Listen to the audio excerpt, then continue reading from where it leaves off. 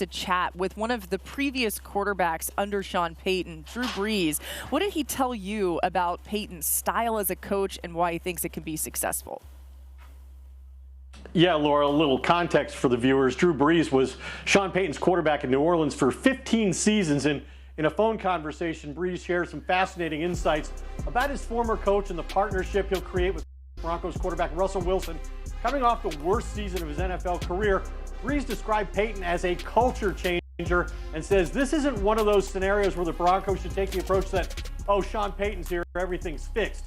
Brees said everyone needs to take personal accountability for what happened last year. It's going to be a tough offseason in Denver. And as for Wilson, Brees said he wouldn't use the term fixing when it comes to Payton improving the play of the quarterback. He just development and improvement.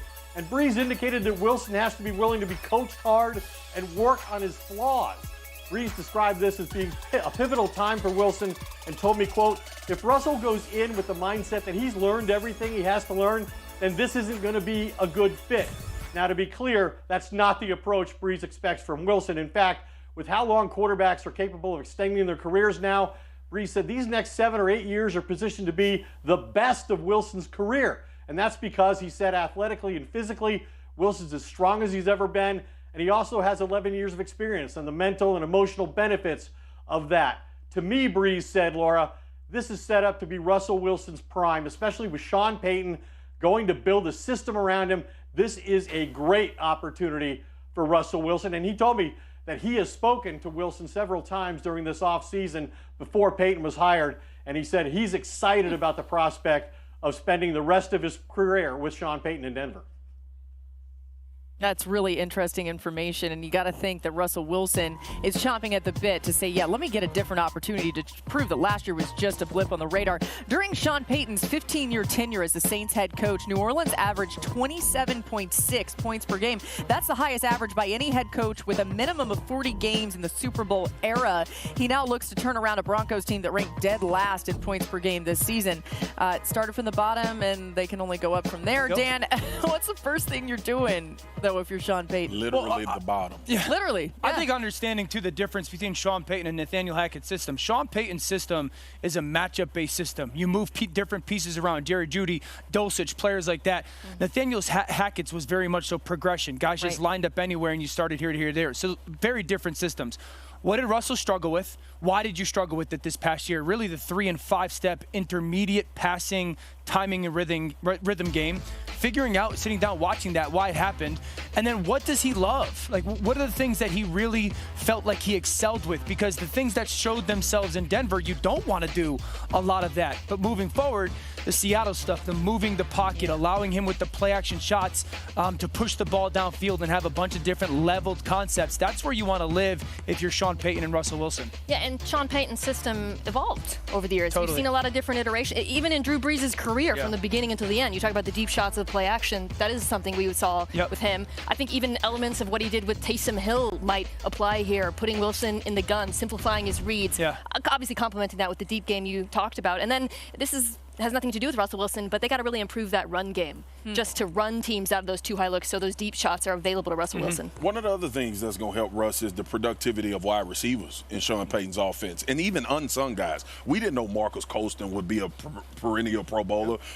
They drafted Devery Henderson. They obviously drafted Mike. He's figured out ways to accentuate these guys, and it's a part of what you said, Dio, finding those matchups where you can create. It's the you got foundation Tim of the Patrick, offense. you got Sutton, you got Jerry Jeudy, you got a bunch of guys on this team that should be able to win one-on-ones. He'll call plays to open them up or at least put them in them situations. And I think that's what we were looking for last year when we talked about Denver being a quarterback away. Well, and you think about last year, the expectations were so big for the Denver fan base. You think now that they should be expecting, as fans of the Broncos, to win right away?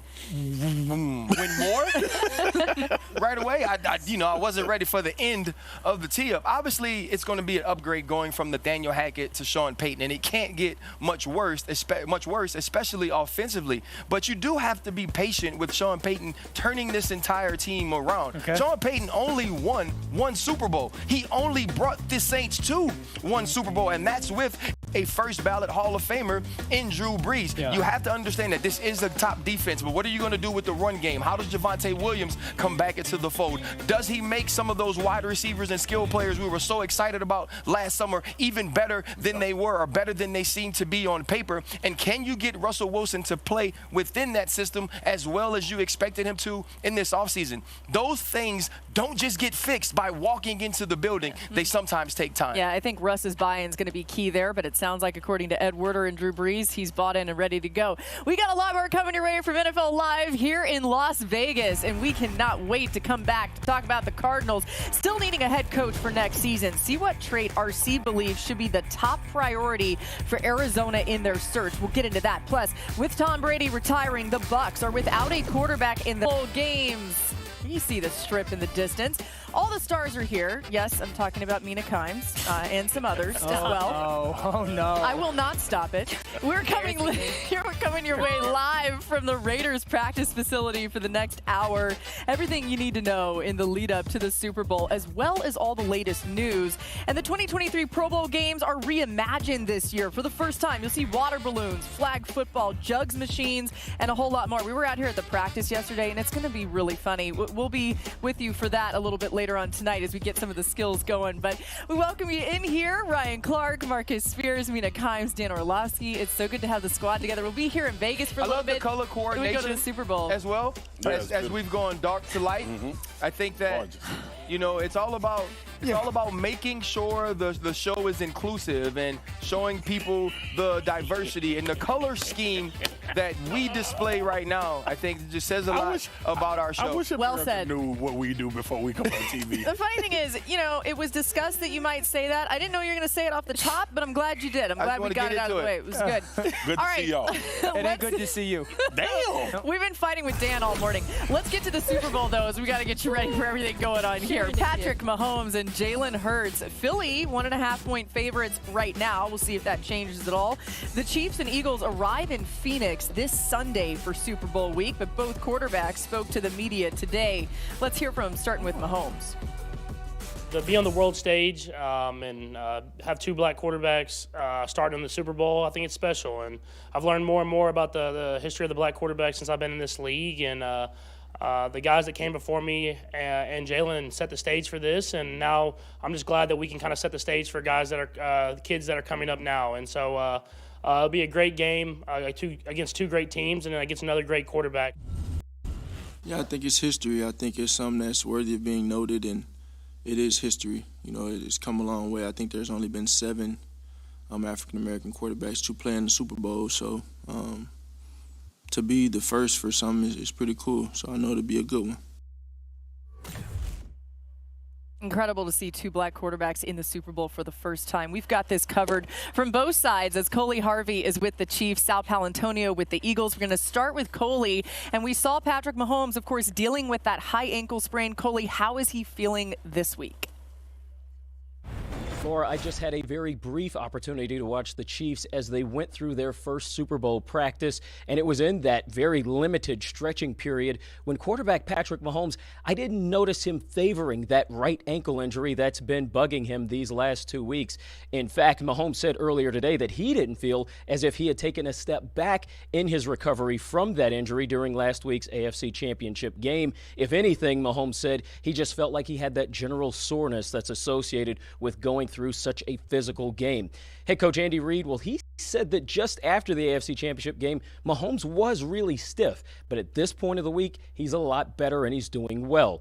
Reid also seemed to say that receiver Mecole Hardman would not be playing in this Super Bowl. He was unlikely to play through the pelvis injury that's caused him trouble. For more on the Eagles, here's Sal Paolantonio in Philadelphia.